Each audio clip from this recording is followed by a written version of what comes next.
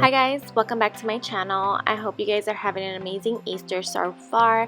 I wanted to share this video with you guys of a baby shower that I helped a friend do for his significant other.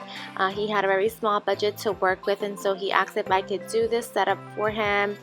Well, not this specific setup, but he just gave me free range to do whatever I could within his budget.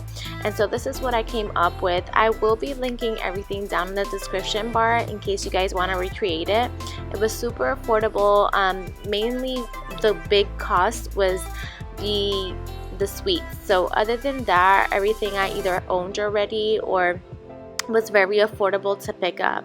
So again, the links will be down in the description bar if you guys are interested in recreating this look. I will say the only thing that I didn't like was that I didn't have a steamer and he didn't have a steamer either, so the curtains were a little wrinkled, but other than that I think it still looked beautiful. Everybody loved the setup and they didn't even pay attention to that, the backdrop curtains were a little wrinkled.